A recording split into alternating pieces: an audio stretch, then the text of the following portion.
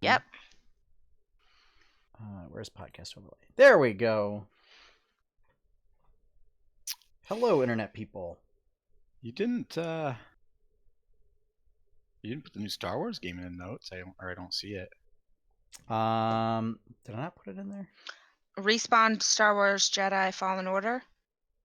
It was EA. Well, Respawn's the developer. Oh, I see. Yeah. Yeah, there it is. Yep. Yeah. All right. I was looking for an EA thing. Tag you two.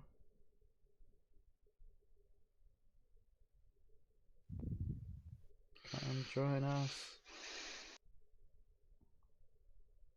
Twitch.tv stars open adventures. Yeah.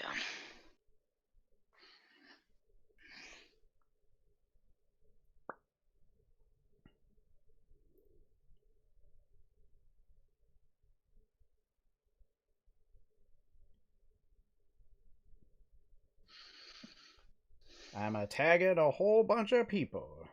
Whoop.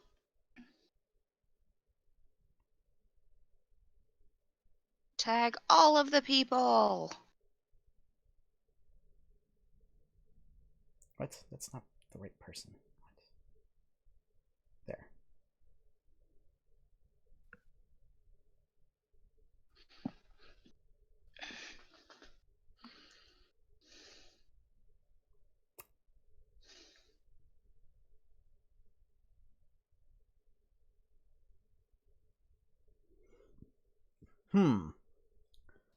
Trying to think of who else. Who else?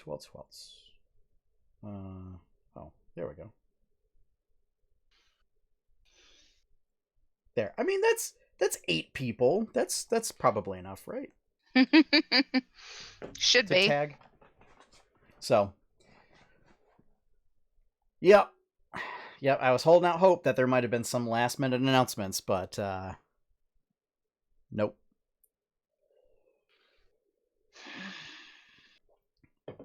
So, yeah. begs the question of where are we going? Yeah, Josh, where do you want to go? Oh, jeez. He's like, oh man, now I gotta actually think about this. I really was not expecting Contra to be a real thing. For some reason, I was also expecting like a 3-way tie. I mean, I knew my Final Fantasy one would be right. I was very confident in that one. That was my super one. Animal Crossing really kind of screwed us over. Screwed over me and Courtney. I thought that was a sure bet. Dude, my Contra one should be worth a flippin' 100 points, as far as I'm concerned. Psh.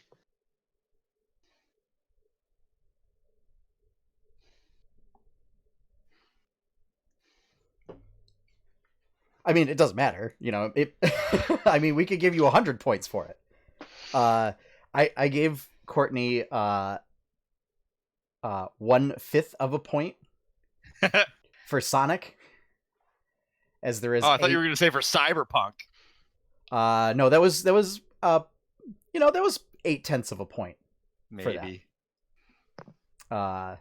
And then the 1/5 now, if you had point. predicted Keanu Reeves in Cyberpunk, yeah, I would have given you the whole thing. Yep. No matter what I did. Yep.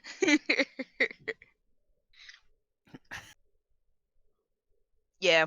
I was actually watching a reaction video of like the Nintendo Direct. Yeah. From the Nintendo New York store. Mm-hmm. Like the big Nintendo World Store and everything. So yeah. They had like a big viewing room and everything, and they had a bunch of people in there. Oh, they must have done that downstairs. That room went absolutely bonkers at the announcement of Banjo. And it was like because they did the whole K. Rool format where like they revealed the silhouette, but then it turned out to be like another character. Everybody like went like boo boo, and like they all get really quiet when they showed it was the Duck Hunt character. Mm-hmm. And then everybody was just like, "That's not funny." And then they confirmed it, and they all started going nuts again. Oh, it was great. So, all right. Yeah, I've been in that store quite a few times. It's I've never definitely. been. It is I should really go at some point. fun. Yeah. I avoid very large cities, so I will likely never go there. What? Lego World is fun too over there. Yeah. Yeah. We did them the other day. Megan was asking me when my dad finished the steps. And it was the same day that we finished the rest of the yard work. Like the steps out into the main door? No, the steps up to the front porch are also finished. Oh, nice. Yeah. Yeah, there was a lot of yard work that got done. Yeah, I mean, I knew you guys did a lot. Yeah. But yeah. Yep. So. All right. Why don't we get started? Yes. Because there's a lot to process here. Yes, there is. And I didn't even write down a bunch of it. Like Stadia or the VR. Nobody gives a shit about Stadia. That should be their tagline for that thing. Stadia, nobody gives a shit. I do have thoughts about it, given some of the information that's come out now, which kind of leans in that direction, actually. Stadia, do you have data? No, you won't when you use this. Yeah. But, all right. So, going live in 5, 4, 3, 2, 1, 0. Coming up on episode 145, information from the Sword and Shield Pokemon Direct, our E3 news wrap-up, and much, much more on the 8-Bit Adventures podcast.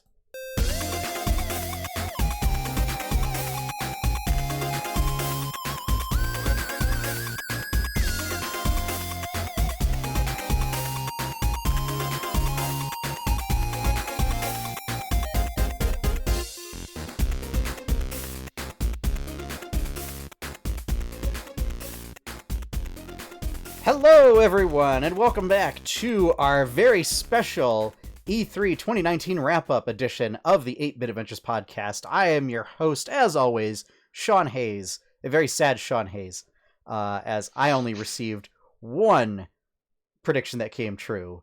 And with me is my equally sad co-host, Courtney Bolin. Hey, everybody. And our much less sad champion of E3, co-host Josh York. Woo!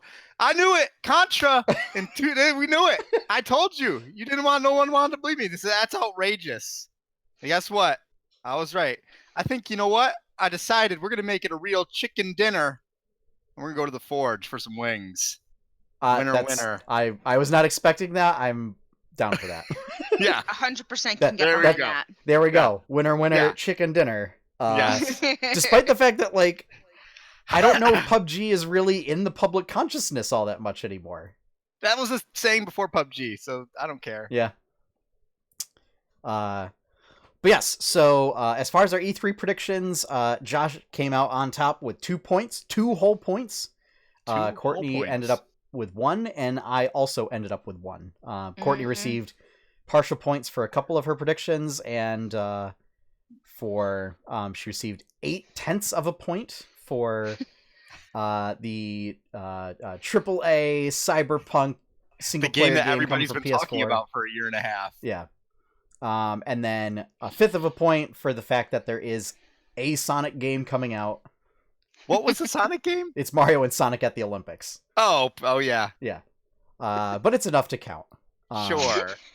Well, let's put it this way. 1/5 of a point, fine. All of the Sonic adventure levels that like Sonic was in are all about like grinding on rails and everything, and skateboarding and surfing are events. Sure. So, and that's basically Sonic Adventure. Sure. Yeah. I got a full point for Banjo-Kazooie is raring to go in Super Smash Bros. Ultimate. The crowd went absolutely wild. Josh received a full point for there is, in fact, Contra Rogue Core coming out in September. So it's not even just that it's coming out in 3 months. Soon, yeah. Yes. Yeah.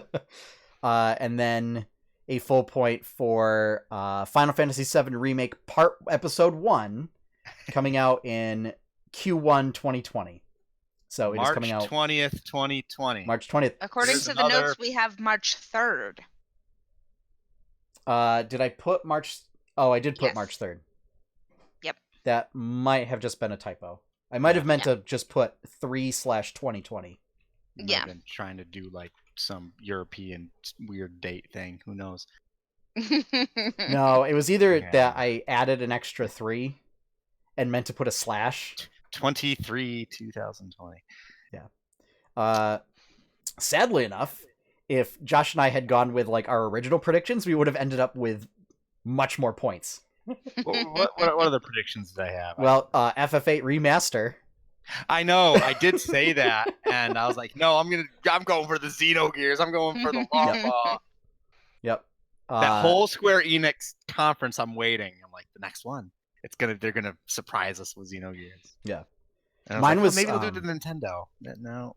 I had honestly been thinking about a new console, like from thinking whether it would be because we knew the PlayStation 5 was coming. I had been thinking about if Xbox was going to be bringing another one out. That would have been and a I very decided safe. against it. That would have been a super safe bet. If Yeah. Sony's gonna do one, Microsoft's gonna do one. And they did. Yeah. They announced Yeah. Project Scarlet. Everybody knew that was coming too, so that would have been a pretty safe bet. Yeah. Yeah. Yeah, Yeah. I figured it was about time, so I was just like, do I really want to? Yeah. apparently Xbox's game streaming service is supposed to launch in October, Okay. which is Okay. soon. Yeah. But yeah, and then mine, I had 2. One was supposed to have been just more generally like there's going to be some sort of big AAA port, an unexpected AAA port that appears on Switch this year, which would have been Witcher, Mm-hmm. Witcher 3. Hmm. That certainly was a big shock to a lot of folks. Witcher 3 wild guy. And then Link's Awakening was going to have something like some new mode or whatever added to it. And they added Dampe, the Gravedigger, who essentially allows you to build your own challenge dungeons and then run them for rewards. So you get to actually like build a dungeon using dungeon components and you place them in. Oh, interesting. And then you run that dungeon. Yeah. So. And and Sean, if you or I had either said, the Animal Crossing was going to be delayed, I know, I should have. So, yeah, one of the other things, Luigi's Mansion 3, they showed a lot of gameplay, still doesn't have a release date, aside from 2019. Yeah, And maybe it'll be one of those times where they're like, here's a Nintendo Direct. Hey, you can get it today. Yeah. Which the other one was the Contra Anniversary Collection. They said they showed that right after the Rogue Core announcement, and they said it's available today. Nice. Also, the Collection of Mana, Yeah, I just saw that. Final Fantasy there's, Adventure, Secret of Mana, and Trials of Mana, all in a bundle Yes. pack. I saw. Is Trials of Mana new? No, Oh. well, it's weird. There are also like remastering it as like an third-person view HD game. Right, that's what I saw. Yeah, that is slated for early 2020, but it was also like a Super NES game. Okay. Yeah, Secret- that collection I is remember also available Secret- right now. It's Trials like, of Mana was SNES. I think it was SNES. Secret of Mana was SNES. Yeah. I've never heard of Trials of Mana. I hadn't either. Apparently it's like $50 for the 3 of them, and I'm like, that's. I don't know how I feel about that. To me, it seems like a lot of money to pay for, like a Game Boy game and 2 Super NES games. Yeah, I don't know. Yeah. I'm not super big on It's Mana 40 game. Oh, it's 40. It's still in digital. yeah. That's still a Bucks bit for much. digital. I think. Get out of here. Yeah. I want a sweet box if you're gonna make me pay money. Yeah. So what else do we have? Why don't we just go right down the list? So Let's start at the Yeah. top. Microsoft announced Project Scarlet coming late 2020.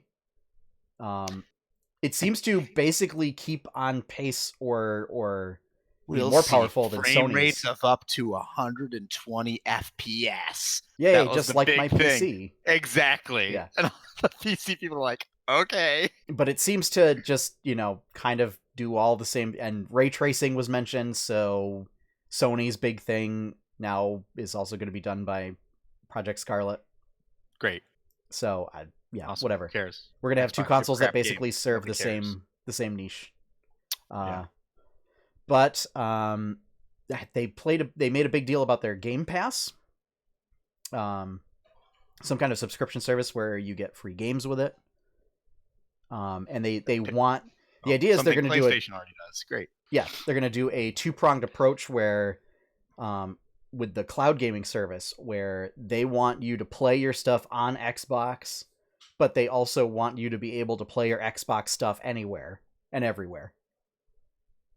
So, and I guess Halo Infinite is going to be one of the first launch titles. They're also working on Gears of War 5. Okay. Bleeding Edge. Wasteland 3. What is Bleeding Edge? It was... The studio had Ninja in their name. Oh, I know what it is. Ninja Theory. Bleeding Yes. Edge. They made Hellblade, and it was Sacrifice. They did the DMC reboot way back. What else? They've done a couple things. But I know they made Hellblade Senua, so that game is really awesome. Yeah, that's right. Bleeding Edge, it's like a 4v4, basically arena game, if I'm remembering correctly. So Yeah. it's kind of like Overwatch, but also kind of like WoW Arena, I think. Okay. So basically the game Smite. Yeah. If you've ever played Kinda. that. Yeah. Well, the smaller I map. think it's and probably less heroes, but Yeah. that similar type of deal, I think. Microsoft Flight Simulator. That was a surprise. Yeah. Considering the last one came out like 20 years ago. Yep. I'm sure there's a ton of people. There's a strong There's- small community for that game. There's a lot of people that are really gonna like it, and honestly, a lot of vets. Because that's something that I had a lot of individuals coming in to GameStop when I still worked there, Yeah. and there was a lot of veterans who were coming in that wanted to play some sort of flight simulator, and a lot of them actually were like, I took the time to, when I could, to like ask them, and a lot of them like were pilots or had done like some types of things like that in the past, and so yeah, I think it's great. I know, and like my dad used to fly model planes, Mhm. and he was big into like the flight simulator Yep. stuff. Because my dad gotta wanted to make be that- a pilot. Oh, they gotta make that VR. There's got to be VR for that. Probably. Yeah, that'll be the move. So there's also Spiritfarer, 12 minutes, which that one looks really bizarre and intriguing. It's like a sort of murder mystery thriller version of Yeah. Groundhog Day, Okay. where you relive the same 12 minutes over and over. I don't know. That sounds terrifying. Yeah, I don't know if it's a game for you, Courtney. Yeah, that does not sound fun at all. Yeah, the premise is like you're on a date and then like a killer shows up and then you just relive the same 12 minutes over and over again trying to stop the events that happen. Yeah. Yeah, it's not terrifying at all. No, As I'm a sorry. palate You cleanser, had me. I'm sorry. You had me terrified as you're on a date. you're on a date. Yeah, date simulator. That's awkward and Yeah. You have to relive the same awful, horrible serial killer date. So to clarify, your date is not the killer.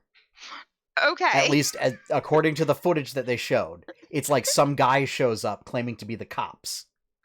Oh God, that's no. But as a palate cleanser, Way to the Woods, which is a bunch of deer.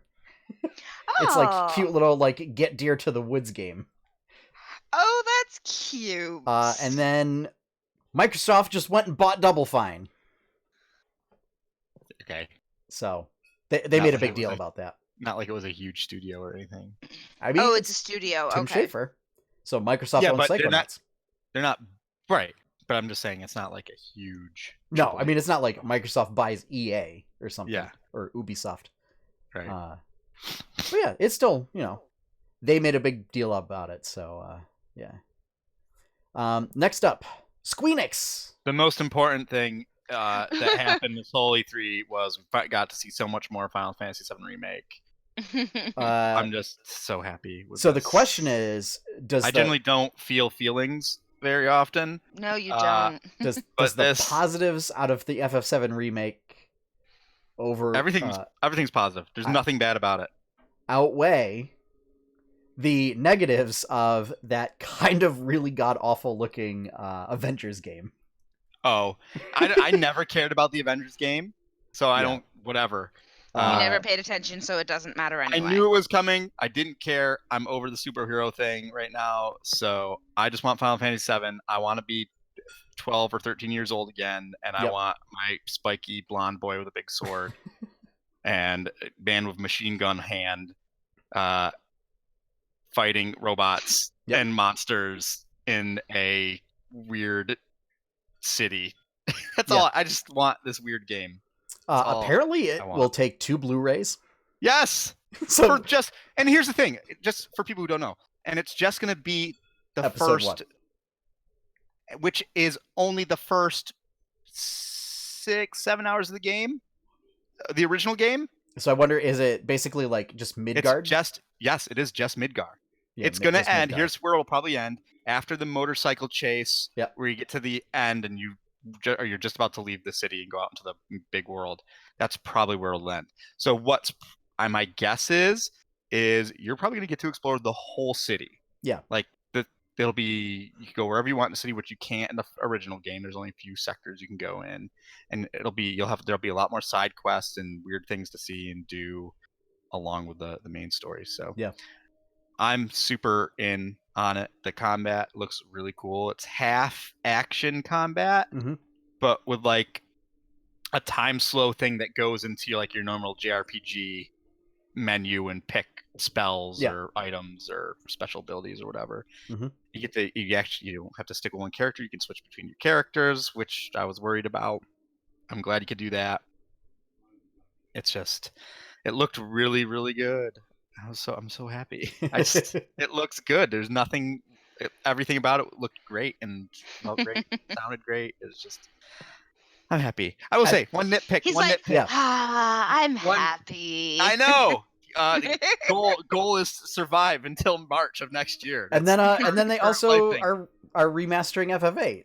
Yeah, surprise. This is a weird thing to say. Final Fantasy VII is probably my favorite game of all time. Final Fantasy VIII is probably my favorite Final Fantasy, which doesn't quite make sense, but it's kind of different things to me for whatever reason. No, I get that. I think Final Fantasy VII has more of a nostalgia factor for me, but as like far as Final Fantasy goes, I think I like 8 as a game more, as far as like story and characters and whatnot. So I'm glad for that. That looked good. The character models looked really nice in the HD update. So I'm curious to see what backgrounds will look like if they up the resolutions on that, because I almost think that the current mods on PC now could just do a better job. Probably. But we'll see. We'll see what they do. Yeah. From what little they showed, I know character models look good, monster models look good, but what little I saw of backgrounds didn't impress me. But I didn't see enough to really make a judgment. Yeah. But yeah, I'm excited about that too. So yeah, that may be what my Switch is used for when I initially get it. Eventually, when you if that get a comes out. Switch. One of us. We know that's coming soon. One of us. And we'll probably by the end of the summer. Yeah, and we'll get into that during the Nintendo portion of. But yeah, and then our discount Avengers. Yeah, I feel really bad because like it has Laura Bailey and Travis Willingham in it, like the voice acting. Troy Baker, Nolan North. Yeah, all top tier voice actors. And I think the problem is that they decided to go with the aesthetic, like almost like a knockoff aesthetic from the cinematic universe, when they should have just picked an entirely different art style. Well, they wanted the photorealism. I get that. That's fine, because that's Squeenix, so sure. Yeah. But yeah, they should have either leaned into the cinematic universe, or, and maybe they are, and I'm just not as familiar, but like a particular comic run style or a particular comic artist style. Well, if they did, it doesn't differentiate itself enough from the MCU, and so like you're seeing like Captain America, and then you're like, there's a weird cognitive dissonance going on. There is. It's very uncanny valley. Kind of looks like him, but it's there was a meme that I saw Captain where it's America. pulling in the scene from Spaceballs, where he's like, "You morons! You got their stunt doubles." Yes, that's actually the perfect, I think, description. Yeah, it looks like the stunt doubles for the MCU actors. Which makes me sad because Travis makes a really good Thor. Yeah, I don't care. So that doesn't bother me that much that they look different. Makes me wish that they pulled them in for Ultimate Alliance instead of that game. They probably will voice Ultimate Alliance. I'd have to check. I don't think they are. They aren't, because I know they. Because Ultimate Alliance comes out next month. Travis voices Thor in the cartoons, I'm pretty sure. Yes, and Laura voices Black Widow in the cartoon. Exactly. So all Ultimate Alliance 3? Yeah. I'm looking up right now. I'm just going to search for Ultimate Alliance 3 Travis Willingham. Maybe they won't, because there's going to be so many more characters in Ultimate Alliance that it'll be cheaper to get certain people rather than A-list voice actors. But I don't know how that works.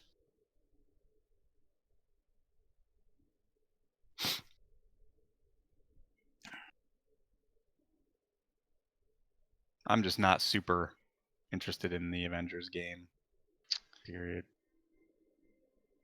I was hoping it would be a JRPG, but it's not. Ashley Birch is going to be Nebula. For Ultimate Alliance? Yeah. I wonder, would it be on IMDb? I'm on IMDb, I think. Yeah. Oh, here we go. Okay.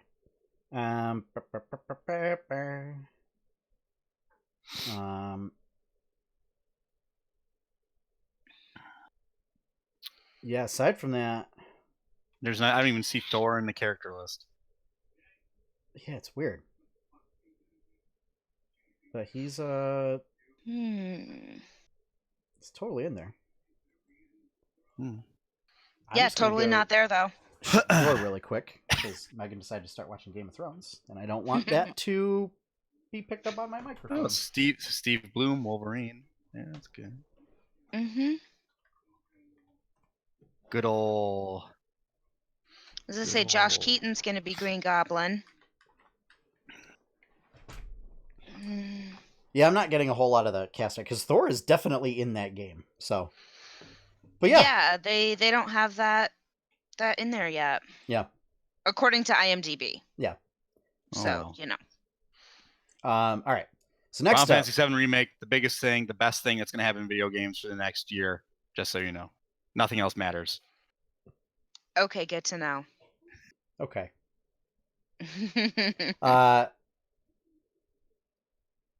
Oh, well, you're only saying that because Cyberpunk 2077 comes out after then. Featuring one Keanu Reeves. One immortal. I listened to him give the stage presentation, and I think every game developer needs to get somebody like Keanu Reeves to give their talk on stage. I don't know. He was kind of cringy. I felt like. No, he was genuine. I just think I think that is him though. I think he is is kind of an awkward guy. I get great. From yeah, but he's just like a normal dude, so he's just like not quite sure what he's doing there. So he was doing his best. It just because like cyberpunk. Just the way he said it was like, oh, it's like you're trying too hard to make it sound cool. No, he's just excited. But I mean, it was nice. Like he seemed really legitimately excited to just. The one guy's like, "You're breathtaking." He's like, "You're breathtaking." Like, no, you're breathtaking. Yeah. Yeah, I've seen this meme over the last few days of what's it from in Megamind, where it's Yes. like, I love you, Keanu Reeves. I love you, random citizen. Also, Megan and I had just seen Keanu Reeves in Always Be My Maybe. Yes. Yeah. What? Yeah. It's a rom-com on Netflix, yeah. Yeah. It's Keep- really funny, and he plays it great. He essentially plays himself, He plays but it's like himself, super yeah. over the top. Yeah. It's fantastic. And then the end credit song is "I Punched Keanu Reeves," and it's a rap based on God. events that happen in the film. Oh God. So, Oh God. yeah. So Cyberpunk. That game just looks really good Yeah. visually. Visually, Mhm. it looks really nice. Yeah. I say this all the time, but it's got the like a Witcher 3 problem for me. I think it's gonna be too big and too much Yep. of a game for me. It's just like I can't. Yep. I don't have that type of time in my life anymore. Yeah. So yeah. And then from Bethesda, I have Deathloop, Ghostwire Tokyo, Doom Eternal, Wolfenstein. That was the other people. The other thing people at E3 like was the woman who talked about Deathwire Tokyo or whatever. The heck Ghostwire is it? Tokyo. Ghostwire Tokyo. Deathwire sounds way more rad. But anyways, Man. I'm sorry, but Deathwire just sounds like electrical, like Yeah. wire that you'd string around like a cow pen or something. No, But Deathwire is apparently just the- nuts. apparently the woman who like introduced that was super like cute and funny and whatever, and people Yep. were like, "Oh my god, we love her." Yep. Yeah, she did a good job. But yeah, also Bethesda had a really weird, like, almost like apology reel to start off to kick off their thing, which was like, "We're sorry for making Fallout 76. Please forgive us." They should be sorry. And we're gonna make it a battle royale. Yep. They should be sorry for that. Yeah, I think. Some people really like that game. And you know what? And Yeah. for those people, that's all fine and good. Do not require me to have friends to play video games. Yeah, one of the things that somebody said was like, "Thank you for."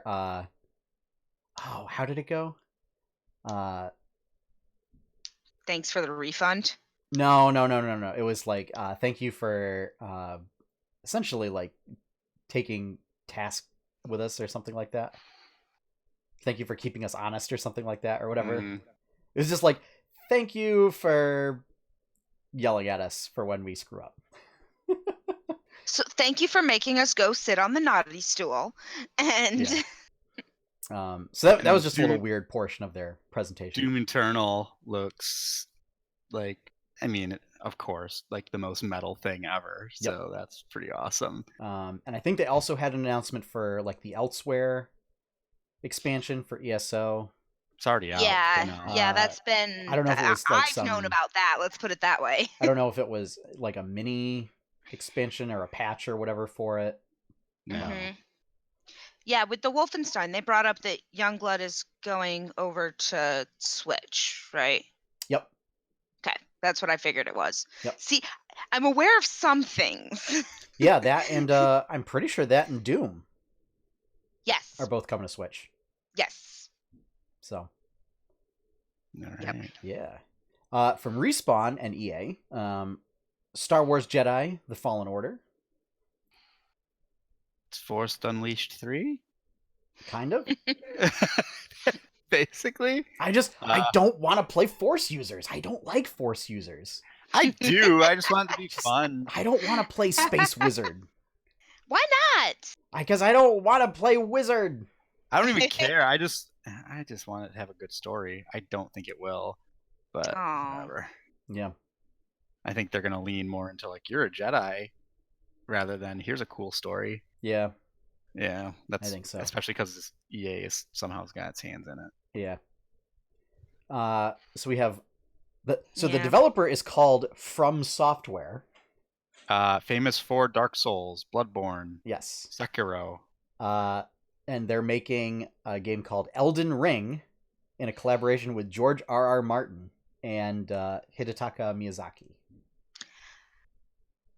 Doesn't George R.R. Martin still have another book to finish? He has a couple. Yeah. So, yeah. I mean, so doesn't Pathrodfus, but I'm not going to tell him not to play in Acquisitions Incorporated. I would. Yeah, How dare but you. Inc. is different than freaking working on a full video game. Well, he's not developing anything for No, it. he's just but- being like, He's like a this, creative he's probably just consultant. like, oh, this would be cool if you did Yeah. this. Yeah. Here's what I imagine it looks like. Have your artist Still, he has do his it. hands in so many pots right now. It's like, dude, finish something. The He can do whatever impression he that I wants. get is the game takes itself very seriously, Yeah, all their games do. and I feel like it's a bit much. Yeah, you said that these guys made the Sekiro games, right? Yeah. Yeah, people got mad at that. At what? Sekiro? Everyone loved it.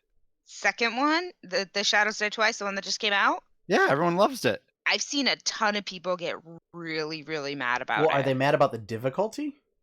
No, they're mad about gameplay. I don't know. Yeah. Everything I saw is It's a- people get frustrated with it. It's a little bit different from the Souls games, but They it's get essentially frustrated the with same. it, but then they want to defeat it. Yeah. So Yeah. No, I think Um, that was one of the games that like there were some people that were returning it within like 24 hours. Really? Wow. I Yeah. heard everyone loved it. yeah, At least when it first launched. So some people might have retried, I guess is the Maybe. best way to put it.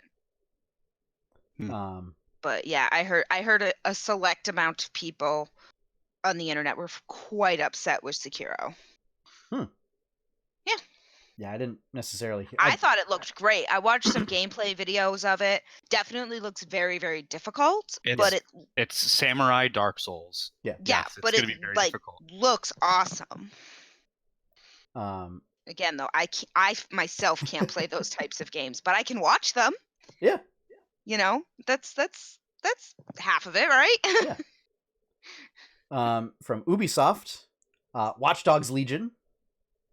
So Where another, you can play as an old lady. yeah, it's another. I would say another dystopian cyberpunk future.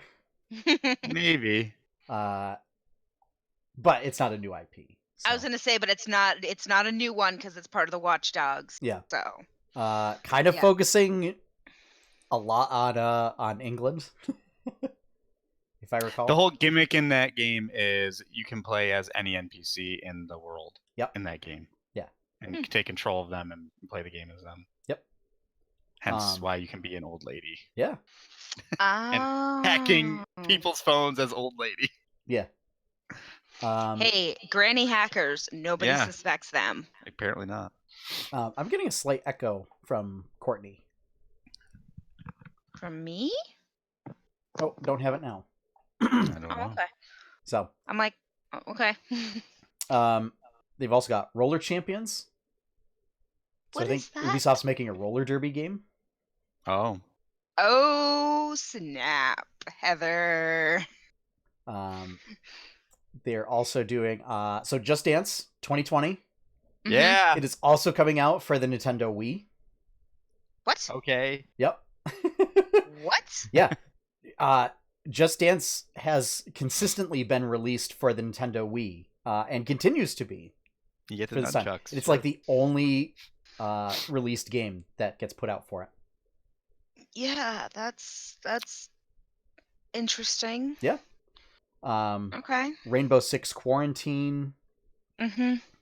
and sadly, no announcement for Assassin's Creed 4 for Switch. Oh. Makes me sad. And not just for the Yeah. points. 'Cause I want I my know. pirate game. Also, I don't think there was anything for Skull and Bones. No announcement for Skull and Bones at all. Which that game's just in development hell, I'm sure. Since it's been like 2 E3s now since they announced it. Yeah. And it was supposed to come out I think fall of last year. Yeah. So. All right. Then It'll be Nintendo. now So- we get to the big part. So the big thing, Animal Crossing delayed as we said, to March 20th, so it'll come out same day as Final Fantasy VII. Big thing is this time Tom Nook is like a very lucrative real estate developer kind of a thing, and I don't know if he runs some contest or has a package or whatever where you buy the package and you get sent to a deserted island. There is nothing there. There are no people. Australia. There are no buildings or anything. You get sent to 16th or 17th century Australia. It's a prison. You're sent to a prison. Well, except you're not a criminal. It's you choose to go there, and also there's nothing there that will kill you. No. Tom Nook coerces you into going there. No. Tom Nook never forces you to do anything you don't want. Tom Nook, true neutral. He's also like kind of the worst moneylender ever. He's like, oh yeah, it's a 0% interest loan. Just pay me back whenever you want. If you never pay me back, I'm not going to come from the money or whatever. Just whatever. Lucrative. Yeah. It's like, how does Tom Nook actually make money? I don't know. Apparently by just selling tools at an extreme markup. No, see, the thing is, he doesn't shake you down because you're the mayor. He shakes everyone else down. You're not the mayor anymore. Now you are just a person. So you don't even have a tent when you show up on the island. You have to like craft yourself a tent. Because there's no store. Like Tom Nook doesn't have his little store now. It's Timmy and Tommy have a workshop where you bring materials and you go actually build things. So it introduces crafting mechanics to Animal Crossing. Cool. You can actually place furniture outside now. Gotta craft those PvP weapons. No, it's not that type of game. You can race to see who can chop down the most trees the fastest. Or something. Pull the most weeds the quickest. I mean, you can swing axes at each other. Nothing's going to happen. Oh, God. Who can hit rocks with a shovel the fastest. I'm really excited for it. I love crafting mechanics, and it also has sort of building mechanics, so that they show like placing pathways and everything. So introducing stuff like that from Pocket Camp, but putting it in like a regular Animal Crossing game. This way, like you're able to build houses for other animals that come in. It looks like, and then they'll move in. Also, you can play with up to 7 other players at the same time. So 3 other local co-op players. And 4 other online players, or I presume up to 7 other online players. It's just, if you're doing local co-op, you can only have 4 if you're doing local co-op, it can be up to 4. Yeah, or 4 controllers per system. So that's a first. Otherwise, like you could never really play together in Animal Crossing. It was always like you could go visit somebody else's town and like go around trying to steal villagers and get them to come move to your town. Yeah. Or, do things like leave trash, like take trash out of your pockets and just litter trash all over somebody's town. Oh my gosh. Yeah, those are not cool dude moves. I mean, that's literally the closest thing you can get to PvP in Animal Crossing. Yeah. If you go to somebody's town, you just leave trash everywhere. Again, it's not like it's Oh, wait, no. You can drop pitfalls. So pitfalls, they're little white balls with an exclamation point on them. You bury them. Yeah, little pitfall seeds. And when somebody runs over it, they fall into a pit and get trapped. Yeah. Can you bury them there? No. They have to. I mean, they get stuck and they have to you have to repeatedly press the A button to get out. But yeah. So yeah, I'm excited. I am a little sad that it's not coming out this year. Would have been nice. But I think there's probably plenty enough coming out. Also, I mean, 2020 is shaping up to be a big year for the Switch, so this will be a big thing in March. Yes. Luigi's Mansion 3. They showed a bunch of gameplay. There's a whole new bunch of functions for Luigi's Poltergust G00, where you can, like, when you suck ghosts into it, you can then like hold onto them and then throw them around Hulk style and smash them into things. You can launch a plunger out and then grab onto it to pull things. there's an air blast to knock enemies back and jump. And then you can make Gooigi. So you create a sort of ooze form copy of Luigi that, because he's made of like goo, Ew. he's able to like slip through bars and walk over spikes, and also allows you to play co-op. So one person controls Luigi and the other one controls Gooigi. You can also like have the two of them grab onto something at the same time to lift really big things.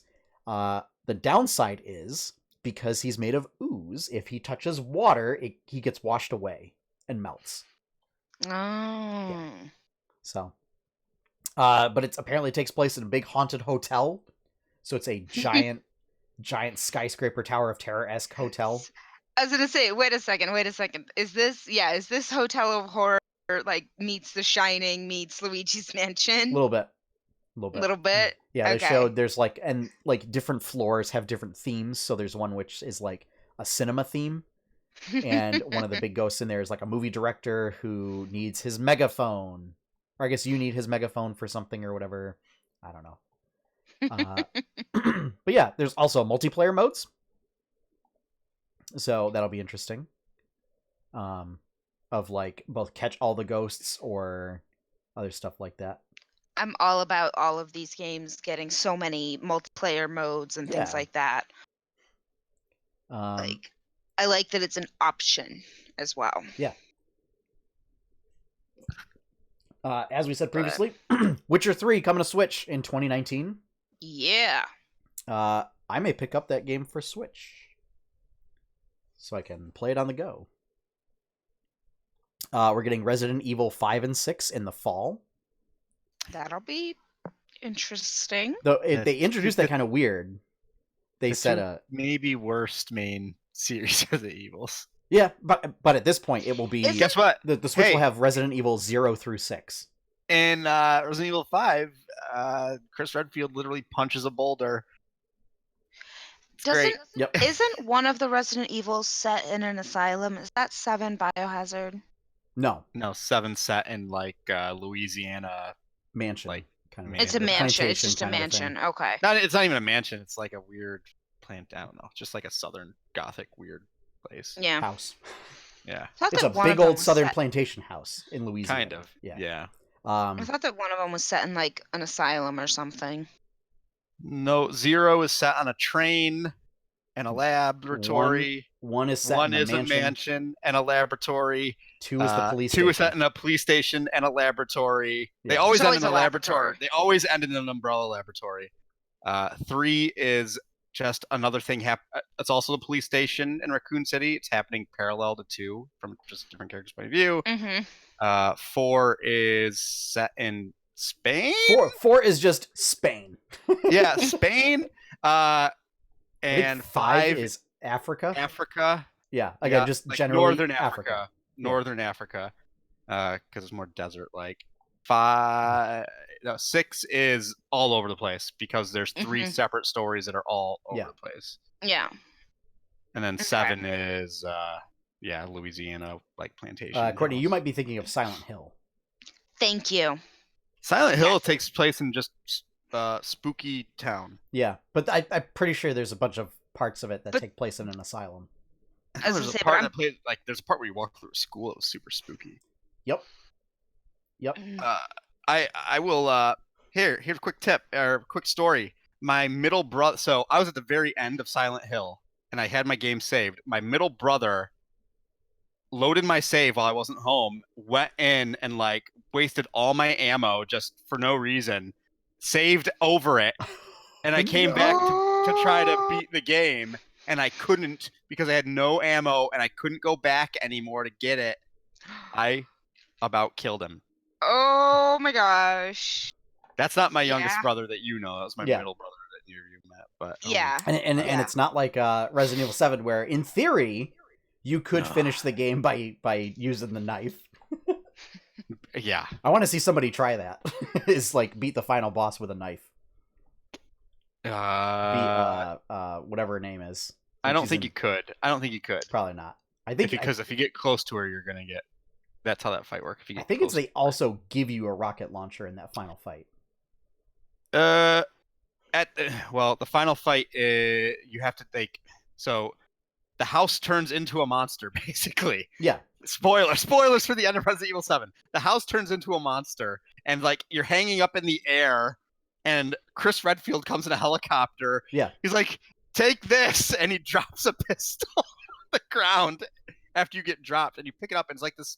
It has some special ammunition in it to kill the monster, or like it's like a ghost, basically. I don't know. It's weird. It's like a psychic ghost zombie monster. What is it? Salt pellets instead of? I don't know, but yeah, Well, no, you it's shoot it with a special she's weapon. made of like mold.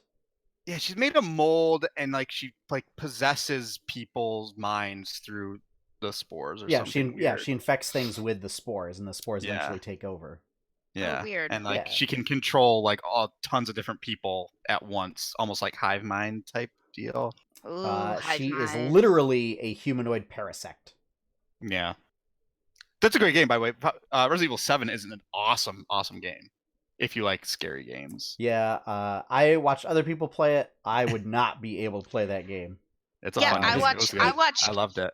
I watch gameplays of things like that. That first portion, I was just like, nope, I am noping out of this game. Oh, like when you're at the dinner table with the family and it's like weird. Well, no, right before that, you get Oh. to that, when like you go to meet Yes. the Yes, when you're first looking for your wife or whatever. wife, in yeah, the and then house, she yeah. goes crazy and like cuts your arm off with a Literally chainsaw. cuts your hand. And it's just like, Okay, yeah, Sean, I It's- can totally understand why yeah. that would not be. no, that this is not a game for No. Sean. Nope, Yeah. No, nope. no. Can't watch this at night either. Okay, all right, we're gonna. That was move on. awesome. That game really brought it back to Resident Evil being a spooky game and not Yeah. an action game. Yep. Because 5 and 6 are action games. Yeah. And 7 went right back to like, Yeah. But okay. all this about is, aesthetic and spooky. You know, I'm totally fine with them kind of rounding Yeah, out the whatever. collection. So yeah, Link's Awakening. They showed more of that game. Lincoln. Super charming. I love the little toy Lincoln. aspect and how Link looks like one of the little elves from what is it, Rudolph? Oh, really? Yeah, he looks like Hermie. So yeah, so that's coming out September 20th. So that's coming Oh, soon. that'll be good. Dragon Quest 11. That is coming. Over That's the not summer. already on the Switch? No. No, it's coming Really? soon. No. It's coming soon. Okay.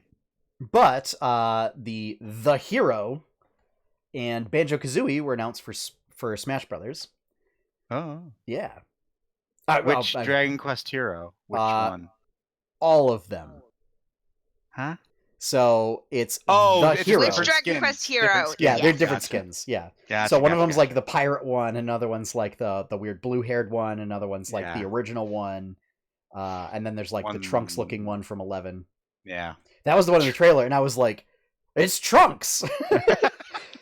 Dragon Ball made it, guys. Chala! Chala! Dragon Ball music just starts playing. And then no, they played the Dragon Quest music, and I was like, "Oh, okay, it's Dragon Quest. All right." Essentially, hey, same artist, so Well, that's why I was like, Yeah. "It's clearly Trunks," because it's like Yeah. the same hairstyle and the same color, and the clothes are Yeah. the same, and I'm the just like, eye, the what? the way he draws faces is the same. Yeah. So, but yeah, and then Banjo Kazooie, Raring to go. looks pretty good. Looks like Banjo Kazoo. They did a great job at kind of, because the last time he was on Nintendo, he was like a horrible polygonal Nintendo 64 type stuff. Did a great job at kind of updating the design for Switch. They kind of differentiated it a lot from how Microsoft's Rare was doing it. Ooh. So, but it looks good. And hey, what about the other Zelda announcement? Yeah, essentially a sequel to Breath of the Wild is in development, including with some sort of creepy, possibly demise, possibly Ganondorf's body, something. Link and Zelda are also riding an elephant-like thing into a set of ruins beneath Because Hyrule why not? Castle. They said it's going to be a little darker than Majora's Mask in theme and tone. Oh, jeez. Yeah. Good look. I mean, well, if that's the trailer that they were going to show, I can Yeah. imagine that. Yeah. Wow. Yeah. Who knows? Might be the first game too spooky for Sean. Maybe. It might be the first Zelda game I play and like. Yeah. Because yeah, Actually, there are elements. I think of Zelda I would really games. like Breath of the Wild. I think if I played it, I would really like it Yeah. from what I saw. Yeah, the only thing changed is you have to just you kind of have to get over the weapon durability. Yeah, stuff. but whatever. Since it's part of the game, there's enough weapons around that you can, make it work. I mean, my favorite part is when your weapon gets like if it tells you like, oh, the next hit will break your weapon. That's when you throw the weapon and then you throw it at the enemy and it explodes in their face. Yeah. It's great. It's so satisfying to do that. That's my like, oh, I got loot and I want this loot forever. Like, you get a piece of loot and like, yeah, I got this awesome thing. I want to use it for a long time. Yeah. Yeah. So I mean, when you get the Master Sword, it does that. Right. But yeah, and I think, well, no, you can't repair stuff per se. I'm just trying to think about like ancient weapons and stuff like that, but no. But it's fine. Whatever. I mean, here's the other thing: is apparently like the best strategy is to not even use weapons and you use like magnesis, and you just pick up random metal objects and you swing them into enemies.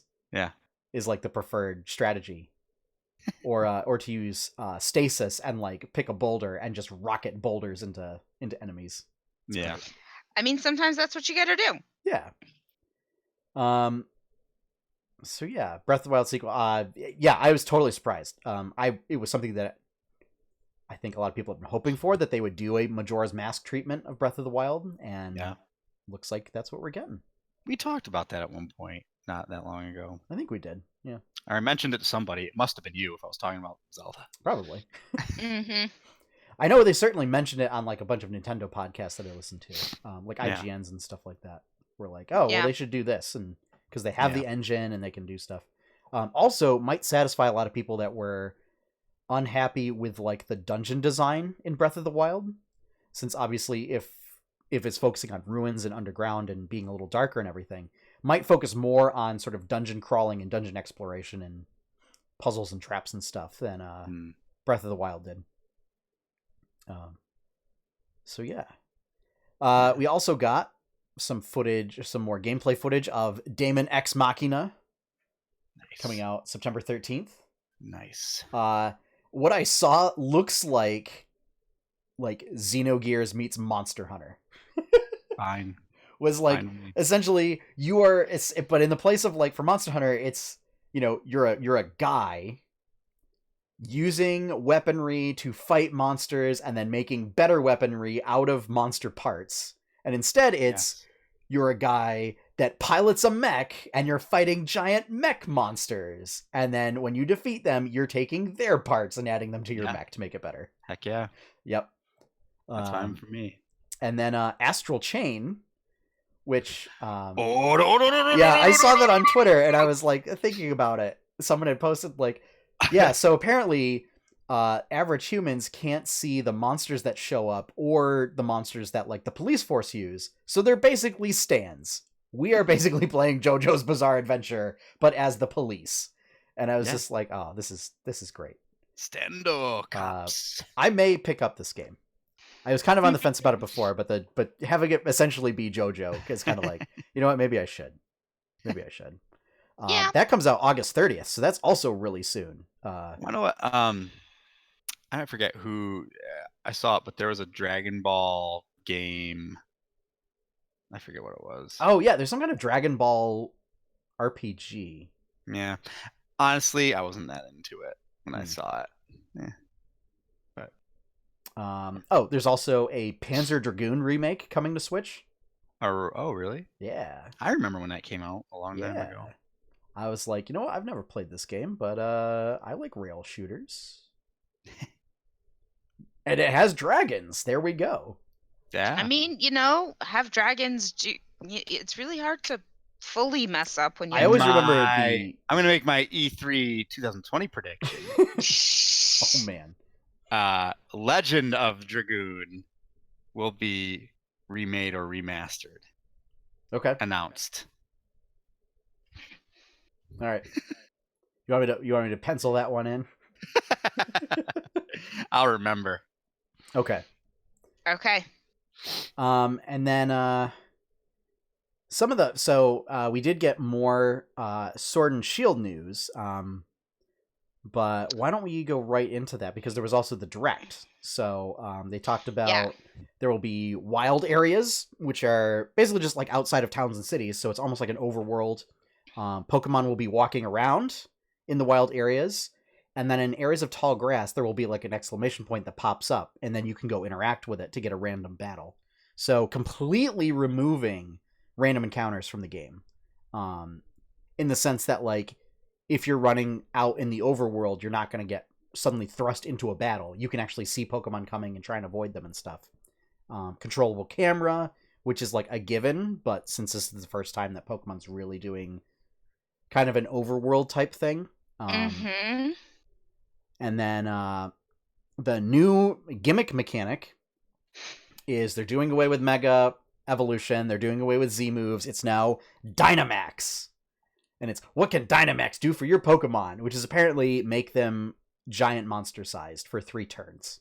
I'm not a fan. I think it's kind of a cheap mechanic. I don't know if it really adds all that much. They said that, like, what they wanted it to do was have it serve the same purpose as Mega Evolution, but have it be available for all Pokemon. I kind of would just prefer Mega Evolution if they're going to do it at all. Only one Pokemon can be Dynamaxed in a battle on your side. And again, lasts for 3 turns. Some moves get upgraded to a max version while Dynamaxed, and they get like big stat boosts and stuff like that. But yeah, I don't know. There's also the sort of tie-in with, like, how you do it is you call your Pokemon back, and then, like, you activate a wrist bracelet thing, and it supersizes the Pokeball to beach ball sized, and then you throw it behind you, and the Pokemon pops out and, like, causes an earthquake as it jumps down into the ground. Yeah, I don't know how I feel about that either. I don't know. To be honest, I don't know. I think it's kind of lazy. And Mike in the chat says Dynamax only won him over due to the related max raid battles. So there's going to be 4-player raid battles that you can do. There'll be little, like, podiums out in the wild areas. So first time that you can, like, really do PvE co-op in Pokemon. I really like that idea, because there are some Pokemon that are straight up made for doing, like, co-op stuff or multi-Pokemon battles, and they're really, like, terrible for doing one-on-one battles. But honestly, like, I'd rather just fight giant Pokemon than have to deal with, like, giant Pokemon of my own, kind of a thing. Also, they do the thing of, like, they were like, you'll notice that sometimes raid battle Pokemon get to take more actions per turn than you do. And I was like, oh, well, yeah, that's obvious. It's a boss monster. They're taking a rulebook out of D&D where you need action economy to make up for the fact that you have multiple characters beating up on a single one. So, yeah. But I'm a big fan of that. That's legendary actions, right? Basically, that's pretty much what it is. So they showed, like, a Dynamaxed Steelix in the raid battle, and so it was doing like buff moves on its, like, bonus moves per turn, or like bonus actions per turn, and then doing things like max rock slide or something, and it would summon this giant pillar of stone that just fell over onto the party. But yeah, you play with up to 4 people to do the raid battles, and then everybody gets a chance to catch that Pokemon. So, yeah. I really like the concept of the raid battles, and I hope they kind of develop that further and make that a staple feature. I think it would be a good way to do it.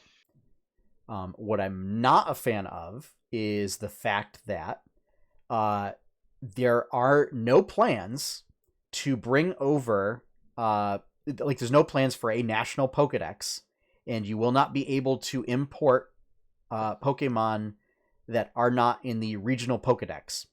So it's always it's previously been the case where, you know, it might be like that you open it up after you finish the main game, that you can import Pokemon from previous generations using like Pokemon Bank or through some sort of import feature relative to that game. The new one will be Pokemon Home, which we discussed a couple weeks ago. But that app, you will only be able to send to Sword and Shield Pokemon that appear in the Galar region. So, like, if, for example, your what's a weird Pokemon? If your Magikarp. I think Magikarp might actually be in the Psyduck. decks. Yeah, if you're Psyduck, so if Psyduck does not appear in the Galar region, you will not be able to import your Psyduck into Sword and Shield. And if you bring it into Pokemon Home, you can't send it back to the previous generation. I assumed this was how every Pokemon worked anyway. I thought you were just stuck with whatever was in the game. Well, here's the thing so Pokemon Home is an app. I know that. Yeah. So the thing is, I don't know how I feel about that. Like, we were talking about this earlier, and I still don't know how I feel about it. Yeah, so Mike was saying he's hopeful that like raid battles might be a way of like if they kind of drip feed new Pokemon in there. I certainly would be hopeful for that, or if they decide later on to be like, okay, yeah, you know, we'll open it up to do a national dex, you know, a couple months down the line after release. But I've also seen some rumblings that like Masuda's plan for the Pokemon Company going forward is to limit the number of Pokemon in each game going forward from now on to save development time. My feeling is maybe let's not have Pokemon every friggin' year and maybe do it like once or twice a generation, like a console generation. Because, you know, we can certainly live with not having Zelda every year. Yeah. But, you know. So. But yeah, so I'm not sure. There was at one point today where I was like, I don't know if I'm going to pick up Sword and Shield now because of that. Wow. Because my whole thing was like, I've been working on a living Pokedex for the whole purpose of getting a full collection to carry it forward into new games. And this basically means like that all that work has been invalidated. So sick. So yeah. So anyway, to go back to Pokemon Home, more time for you to play Witcher 3. Yeah. It's the issue is, so like if you have your Pokemon in Ultra Sun or Ultra Moon, like they're in a game, like you can use them and everything or whatever, and as long as nothing happens to your save file, like they're safe. Some of the issues, like for example with Pokemon Bank, which is kind of the transfer service right now, is your subscription doesn't auto renew, and if you don't renew it after it expires within a certain time period, they delete your Pokemon. And they're just gone. There's no data recovery for it. My concern is if the same thing happens with Pokemon Home, because once you send it to Pokemon Home, they can't go back. And this means even like Pokemon Let's Go, either. Pokemon Go, if you send them to Home, the only place you can send them to right now is Sword and Shield. But it could be possibly you could be stuck with only sending like 100 you know, however many Pokemon they allow into Sword and Shield. So yeah. So that's kind of a buzzkill. It's causing a firestorm right now on Pokemon's social media channels. I mean, I don't really blame them, though. Yeah. I mean, that's something that's been kind of... I mean, I remember when you first could start transferring Pokemon between games, and it was huge. Yeah. Yeah, with the wire between your Game Boys. Yep. Yeah. Yep. Yeah. That's how I remember it, because that's the last Pokemon I played. And here's the thing. So we did run into this problem before with Generation 3 because they introduced so many new features to Pokemon, it actually like changed the actual Pokemon code so that it was no longer like the individual monster code that was no longer compatible with Gen 1 and 2, so you couldn't carry those over. But at the time, there was only like 200 Pokemon. Now there's like 800. So, and the issue is because they wanted enough time, it's basically to save development time so that they can add expressive features and animations to the individual Pokemon models, which, number one, they're not actually using that because all of the animations in game so far are the same ones that they have been using. And number two, like, everybody's like, I mean, yeah, that's great and all, but like, I don't want to sacrifice having the Pokemon that I actually want to use in order to get Pokemon making funny faces or something. Yeah, like when it comes down to it, Pokemon making faces is low on the priorities when it comes to keeping a Pokedex. That's top tier in my book. No. So, and if it weren't for the fact that they have like one Pokemon that's required to evolve, one of the EV evolutions that's required for like doing the weird little like petting mechanic kind of a thing, I'd say scrap that whole thing altogether as well.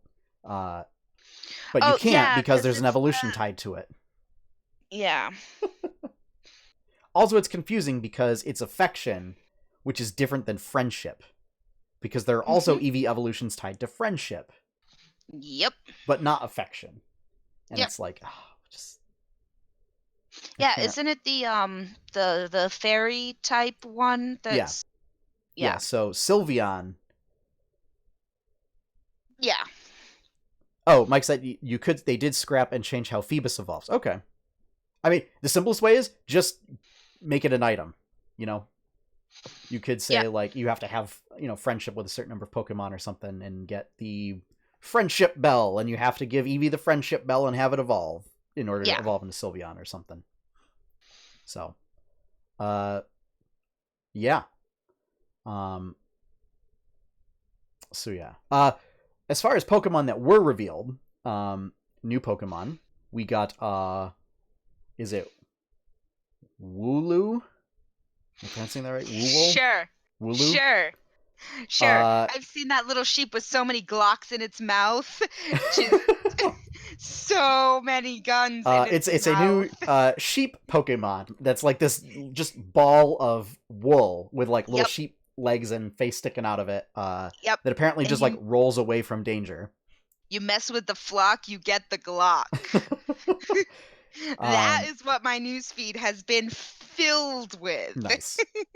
There's also a snapping turtle Pokemon that I was hoping was like an electric water type because of the coloration, but it's a rock and water type. So it's literally just like Caracosta and Tortuga again. Oh. I forget that's no fun.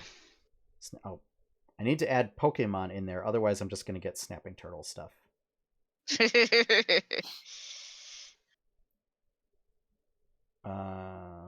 Dreadnought. Yeah.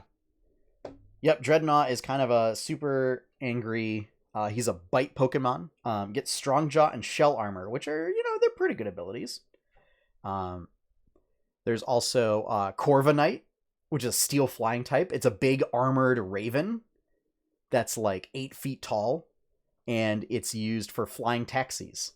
Apparently, they have little cages that you get in the cage, and it carries the cage and flies around with you in the cage to bring you place to place. Yeah. Okay. And then there's also, I think it was Yampy. It is an electric corgi. It's just a little fat electric corgi with a big collar, like with a big floofy collar.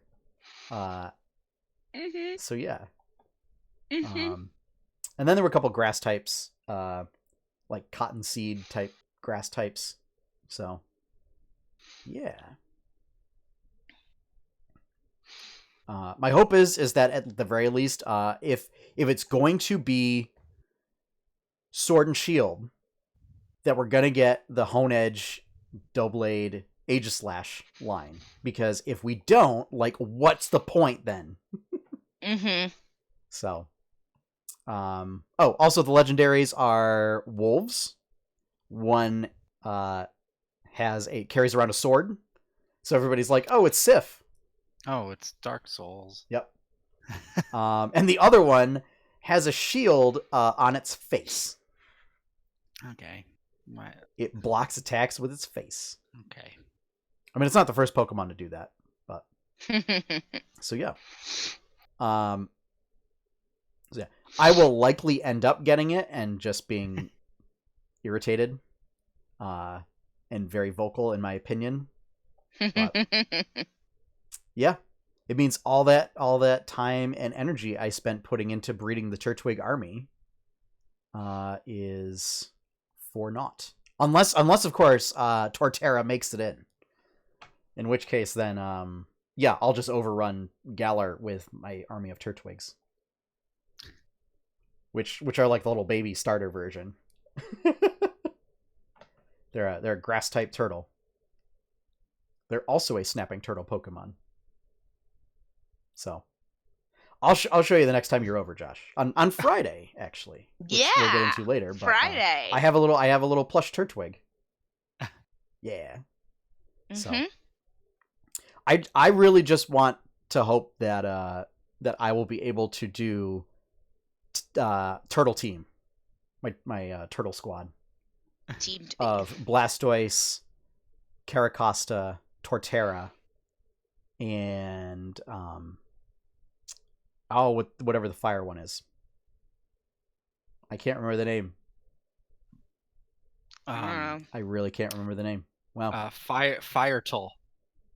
No. You know that one. Although there's now like a fire one and a fire dragon one, and I can't get the fire dragon one because I don't have the right version of Sun Moon. Turtonator is the fire dragon one. It's not that one. Fire turtle Pokemon is Torkoal. That one. Also, Torkoal was really good in Sun and Moon. So, because it creates sunshine automatically, which boosts fire moves, and it's a fire type. So, but yeah. But is Pokemon Final Fantasy VII? No. So its relevance is pretty low. However, it's out like 6 months before then. Because it comes out in November. Maybe 5 months. 5 months before then. So. Yeah. Is there anything else? Oh, also, you basically use the bike to go everywhere. When you try and go into the water, the bike like grows little floats, and the wheels turn into paddles. So wait, it's Chitty Chitty Bang Bang bike version. Yes. So nice. You don't need Pokemon with Surf now, I guess. Or maybe you do, and I don't know. But you need it for certain areas, maybe, or something. I don't know. Kind of like you need a Pokemon with Waterfall and Pokemon with Surf to get to some areas. No, I can't remember if that was Gen 4 or Gen 5 or whatever, but that was awful. There were 3 separate water navigation skills. Yeah, it was terrible. You need a Pokemon with Zone of Truth. That's an important Pokemon That skill. is the word. So that Pokemon is called Murls. He is a dwarf Pokemon. Oh, okay. And he is fighting and normal type. Maybe fighting steel. Steel. That's not actually a thing. That's an Adventure Zone reference. Yeah. So yeah, I think that pretty much wraps up like the big news out of the Direct. Yeah. So. I think that was. So yeah. So as far as our predictions go, final standings, Courtney and myself, 1 point. Josh, 2 points. So we're gonna go have a glorious dinner at a date to be determined, where we will buy Josh chicken wings for winner chicken dinner. Chicken wing dinner. Yes. So, Also, Google Stadia. Right, we were going to talk about that. So, here's the thing. Who cares? Okay, next. So, everybody thought that Google Stadia was going to be like a Netflix-like service. Not the case. You are still going to have to buy the games. So now everybody's like, well, what's the point? Because there is no actual console attached to it. So for those that don't know, Google Stadia is Google's game streaming service. And the idea is like you would be able to play on any device where you could have a browser or app. That said, that just makes it really difficult. I'd imagine it would make it really difficult to try and program games for, because at that point, like, you're pretty much just making PC games that also have to be compatible for mobile. Yeah. So yeah, I don't know. And again, if you're already going to, like, the way they described it was, you will get like some games for free if you purchase like a higher subscription model. But you'll still have to buy most of the games. So at that point, it's literally like Xbox Game Pass or PlayStation Now. What is the point? Except with those, you also have like a physical console to play games on. I mean, when we first talked about this a while ago, I do think this is probably eventually the way games will go. Yeah. I don't think we're ready. Yeah. Well, it's also, there is still concern that Google will basically like set it up, let it run for like, you know, a year or 2 or 3 or whatever, and then abandon it like they do with everything else. Yeah. I think I'm more interested to see what Xbox what Microsoft comes up with, since they, I feel like they have a much larger stake in the game than Google does. Yeah. So, but yeah. Also because, if I recall correctly, like, we haven't gotten any further confirmation, but I believe it was announced that Sony was going to be working with Microsoft on the streaming service. I have no idea. I think it was announced for that.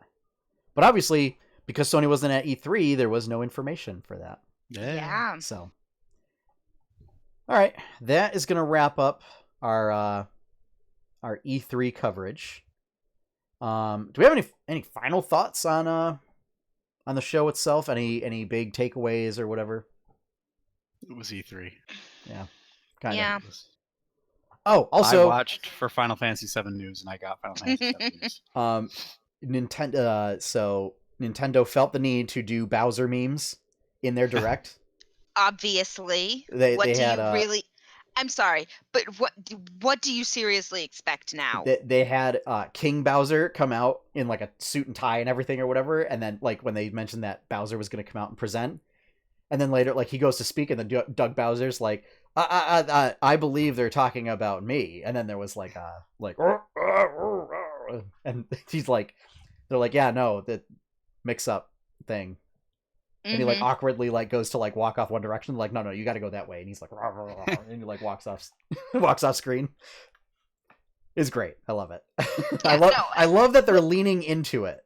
Yeah. Oh, absolutely. They have to lean into it. Yeah. Like, if they didn't, that would be a huge disservice.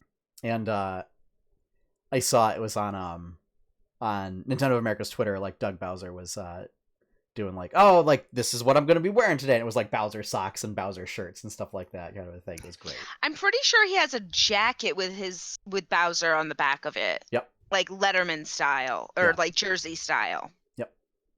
Yeah. So. I'm pretty sure I saw that when there was the video of him taking over. Yeah. So I think Nintendo of America is in good hands. Oh, yeah. Good, scaly hands. For smashing Mario with it. Yes. So, all right. Why don't we talk about what's going on this week in 8-Bit Adventures? Yeah. Okay, so the big thing is there is not a standard session / episode for Tales of Jemmora this week. The studio is not available. So instead, we are doing a Tales of Jemmora game night, where it looks like, what's the current standings?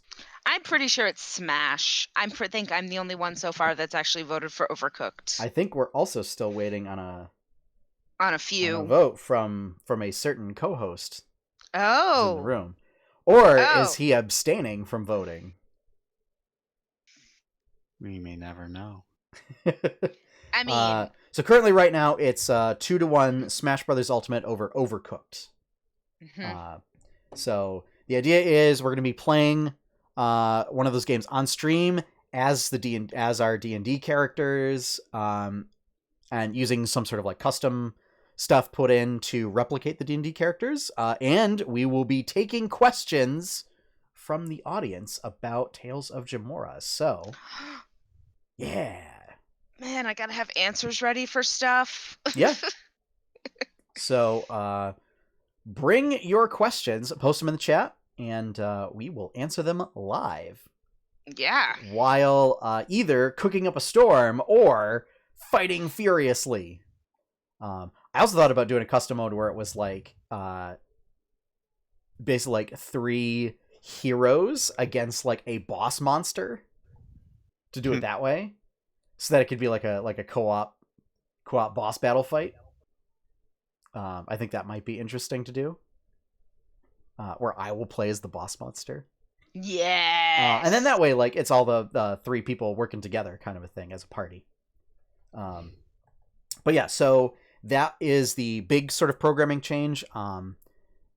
And I may do a quick announcement or something on the podcast feed, so that way there's still something that goes up. But yeah, tomorrow night at 8 p.m.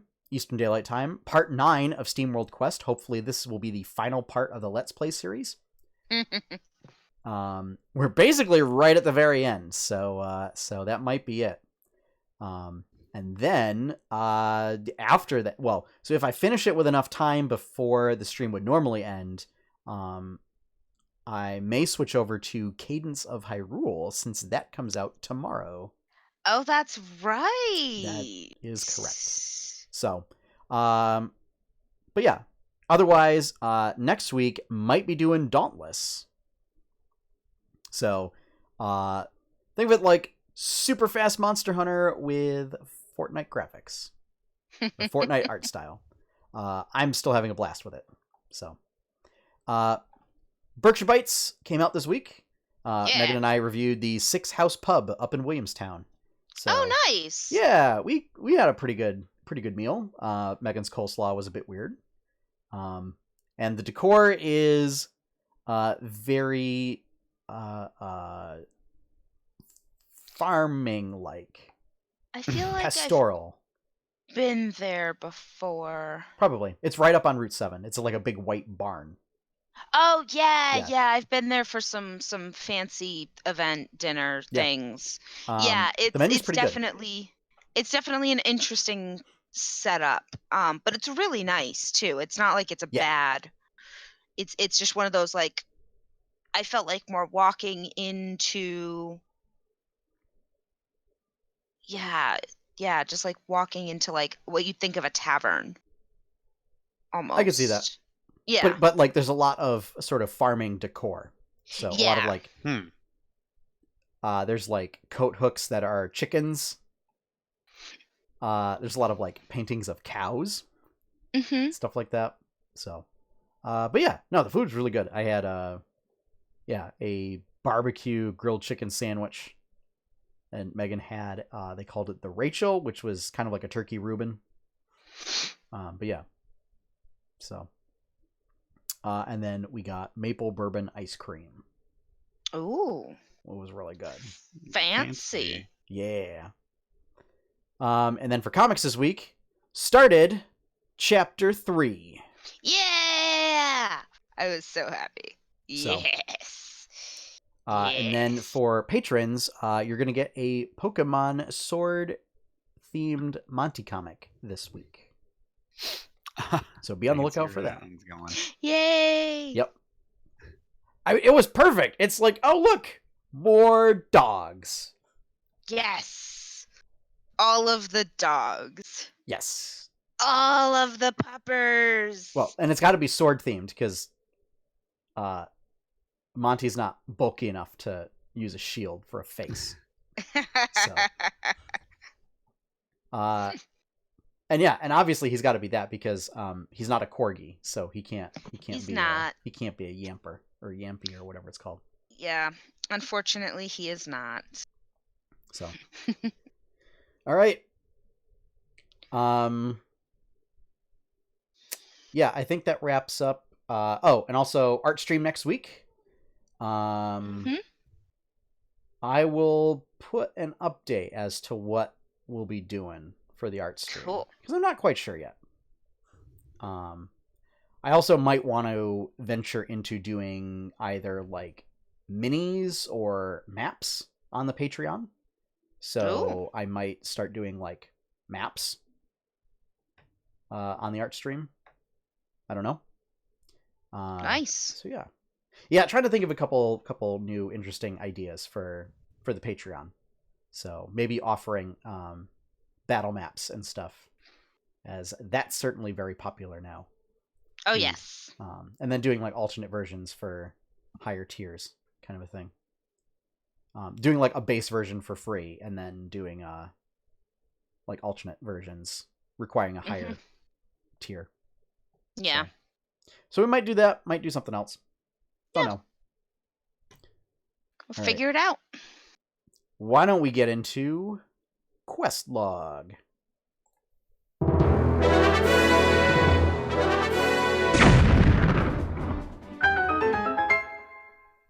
Quest log is where we talk about what sort of geeky stuff we did over the past week. Because we're ticking off things in our quest log. Is the rationale behind it. So, Yes. Courtney, why don't you begin? Yeah, I mean, I started school back up for the summer semester, so haven't, got a couple papers due, something's due tomorrow. But I have gotten in some Stardew time. I've also been playing a bit of Tetris 99. Nice. Yeah, Did you and I get did get the did you buy the offline yes. stuff? Okay. Yes, I did. I did. And that's why I've been playing a bit more of it, because Yeah. it's Because then it's nice just to regular have. Tetris. Yeah, it's really nice. Oh man. Yeah, it's It's still so relaxing. Tetris still It's remains kind of like one of the ultimate just chill, like Yeah, it is. kind of turn your brain off and just fiddle with a game Yeah. kind of a thing. Mhm. Yep. And then also though, I did go into GameStop this week. Um, and I bought a game that I had seen and wanted to buy when it came into the store new, but I waited and it was pre-owned and it's called Cat Quest. Cat Quest is fantastic. Yeah, I saw it when we got it in, and like I was still working there, and I was like, "Oh, I really don't want to pay that much." And then because it was May, I got my discounted pre-owned game on top of my pro membership discounted game. So I ended up picking up that. I have not gotten a chance to play it yet, but Cat puns everywhere. yes, I'm so excited for it. I was actually going to try and see if I could play a little bit tonight at work. Mhm. But we'll see how things go on that. Because I was originally went to GameStop to pick up my 10-inch Stay Puft Pop, because those are in and those are a thing, and Nice. he's beautiful. But Yeah, so Cat been Quest playing a few. is. Sorry, go ahead. As I say, yeah, I've been playing a few of those more mindless games, but really looking forward to kitties and D&D for lack of. So, Cat Quest is basically an action RPG with like very charming, almost like Flash, kind of like almost like a Flash art style. Yep. And yeah, just all little cute like little monsters that go around, and yeah, a lot of puns and Easter eggs and references to other games. So yeah, basically you go around killing dragons, but you're a cat. Yeah, you're an adorable little cat. Yep. Like, what's not to love about this game? When you go into town and you go to save, it heals you up, and you take a little cat nap, and you just like go, and you flop over. It's great. So yeah. But, Josh, yes. what have you been up to? Focusing on this, finishing up this last week of school. But I played a little bit more Xenosaga 2 over the weekend. Not much, just a little more.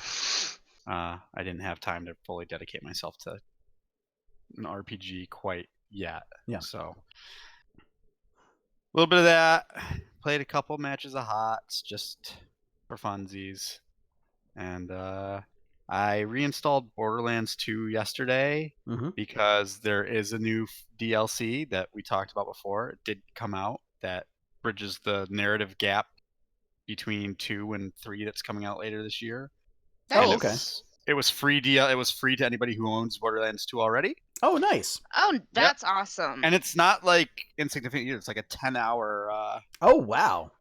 Wow, campaign that is DLC. Very nice. Yeah. With like it ups the character levels by like 10, max level by 10. It added a whole new tier of loot above what they already had. Oh, wow. So it added a good bunch of stuff. That's pretty intensive for a free DLC. Yeah. And that's like a whole Warcraft expansion. Yeah. 10 hours of content. So oof. Big oof.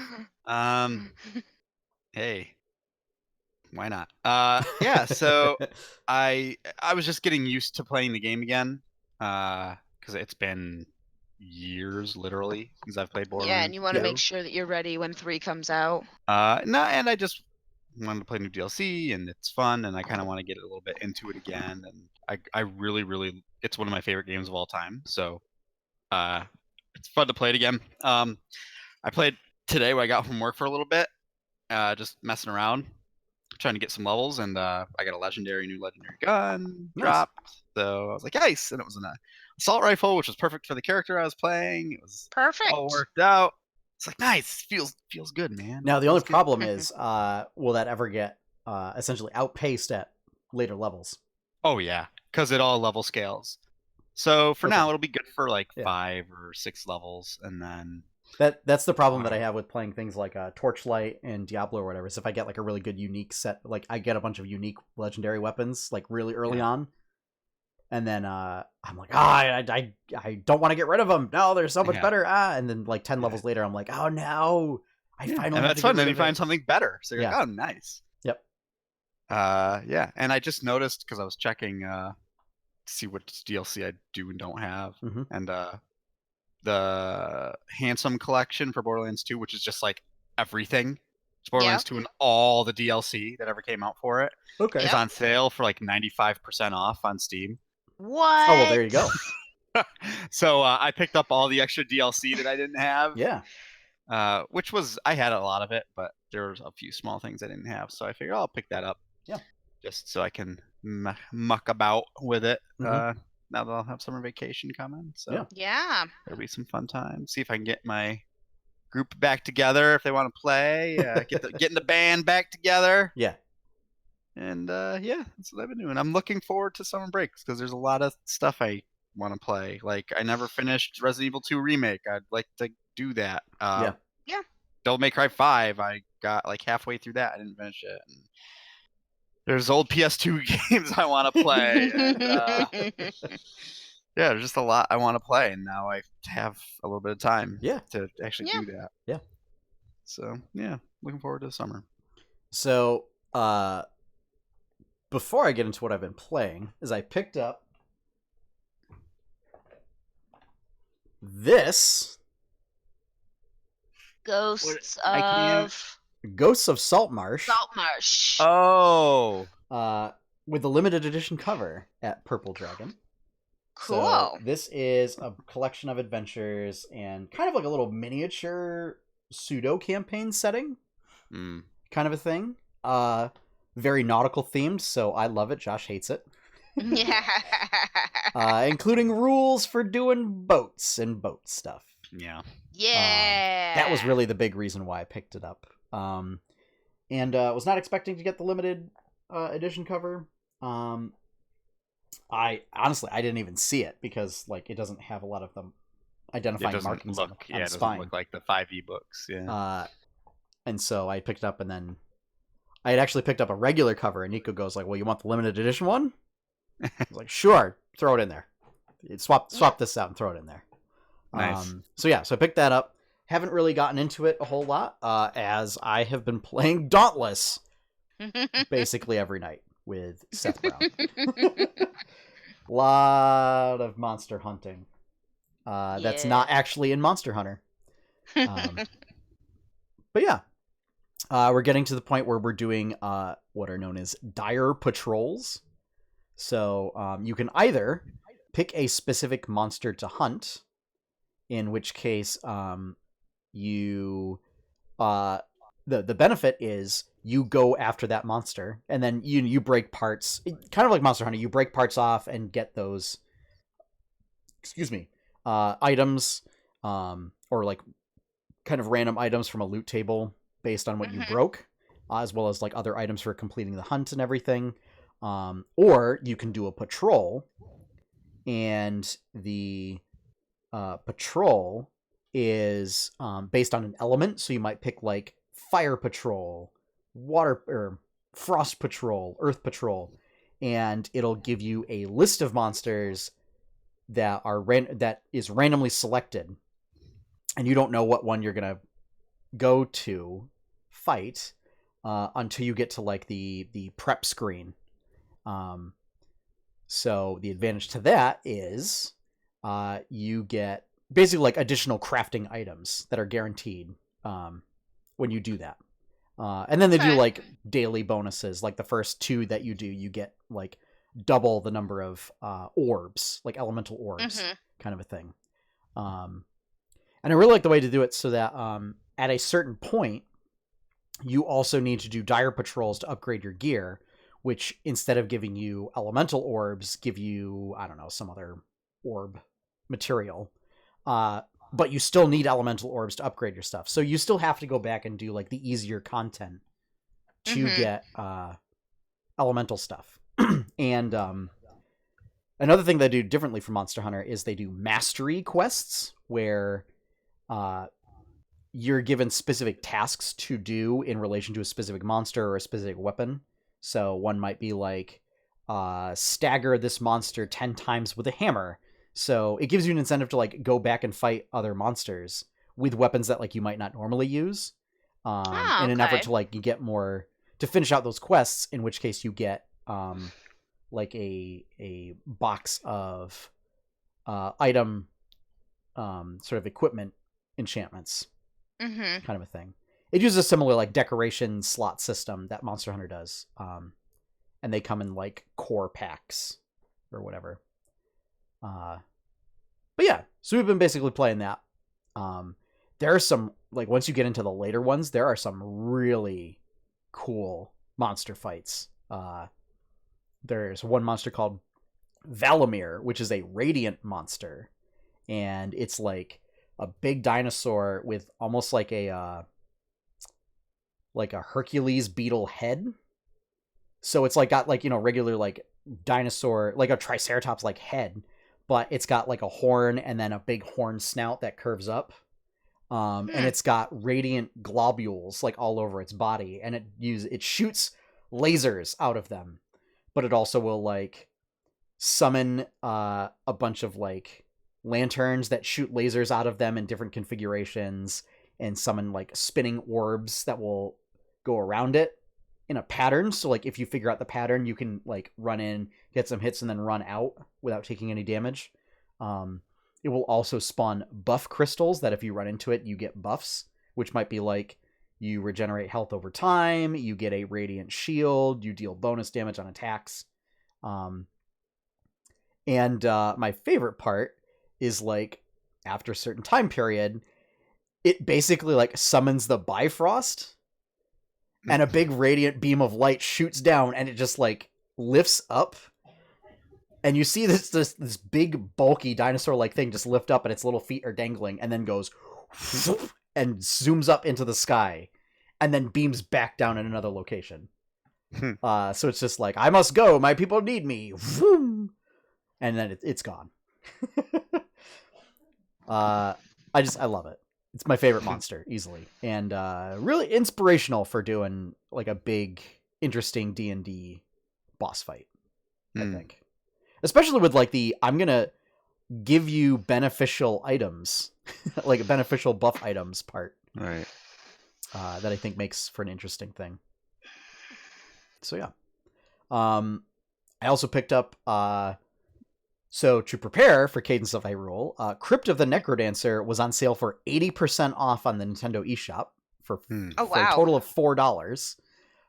So I picked up that. I picked up Cadence of Hyrule.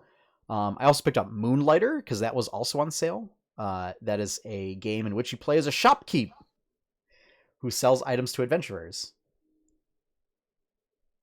And I feel like I was just looking at that game in the store yeah. recently. So you basically like you play as like an old shopkeep guy, and he's like, I gotta go into the dungeon to buy stuff to sell adventurers. And you go down there and like you come back and equip you like you fill out your shop with items. And then I also bought Starlink, Battle for Atlas. Really? I did. Oh, I've been meaning to pick it up for a while because apparently it's actually pretty good from what I hear. Yeah. Yeah. And it's like one of the best Star Fox games to come out in years. So, so yeah. I don't know. I remember when the game came out. Like, I do like the fact that you don't have to buy the ship. Basically the add-on toys. Yeah. Yes, I'm glad that you don't have to buy them. Yeah. But it gives you extra perks if you do. Yeah. But like, I like that it's not like any of those Skylander games where it's necessary to have those things to be able to play the game. Apparently, that's another game where they also added a bunch of like free DLC to it as well. Yeah. So yeah. Well. Yeah. I'm not gonna get any of the paid DLC for it. Yeah. Because I think at this point, if I'm gonna spend any money, like on a DLC type thing or whatever, is I'll wait until like the next season for Dauntless. Because I did pick up a season pass. It has a progression system similar to Fortnite, where like when you gain levels, you basically get stuff. And like if you purchase the season pass, you get like additional stuff to go with it. And it was like $20. And I have definitely gotten my money's worth over the past week and a half. Hey, that's the important part, you know? Also, it's coming to Nintendo Switch later this year. Oh. Cool. And also has full crossplay. So, like, we'll have, Seth and I will play on PC, and we'll have people on Xbox and PS4 in our party. So, yeah. And otherwise, it's free to play. So, yeah. Nice. Yeah. Hey, free to play is always good in my book. Yeah. Oh, also, I just realized I have the full list of Nintendo stuff from E3 here. Anything that we missed? Ni no Kuni, Spyro. Wait, Spyro's coming? Spyro's coming September 3rd. Yes! Crystal Chronicles, winter 2019 of this year. Nice. Oh, how could I have forgotten about this? There is a Dark Crystal Tactics game coming out for Switch. Okay. Very Final Fantasy Tactics-esque, including with like they showed one scene where one of the units attacked a pillar, knocked it over onto another unit, and destroyed it. So, destructible environments. And yeah, that's pretty much it. So, okay. Also, I just want more Dark Crystal stuff. Because yeah, I think it's an underutilized property. I'm excited. I had a feeling we'd be getting Spyro. I'm just glad that it's finally coming. Yeah. Just like, it took a while for Crash to get ported over. Yep. So I knew it would be it would just be a matter of time. Yeah. So, maybe Spyro for Smash. Crash Bandicoot for Smash. That I don't know if I see that. So, they have Culaudo, so why not? They do, and Solid Snake. Yes.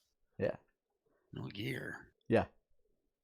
So, with that, folks, we're going to wrap things up for this evening. So thank you for joining us. You can find more stuff from 8-Bit Adventures, including comics, podcasts, streams, artwork at 8-bitadventures.com. If you want to help support all of that content and make stuff like Berkshire Bites possible, please consider becoming a patron at patreon.com/8bitadventures. Big shout out and thank you to all of our current patrons, and especially my friend Edward, who recently signed on as a new patron. Hey, Yay! So yeah, Edward, you're all right. he is. I met up with him for the Williams reunion. He Nice. is another sort of big D&D person. Oh. Yeah, we were sharing D&D stories. So, our opening theme is One Up by Professor Shy Guy. You can find his awesome work over at professorshyguy.bandcamp.com. With that, we are out. So have fun, everyone. Happy gaming. Enjoy your pie cake. Or die. What? What? No. No. No. No. No. I was gonna say, and ride them motorcycles and use that materia. Yeah. Yeah. So there. Sure. Okay.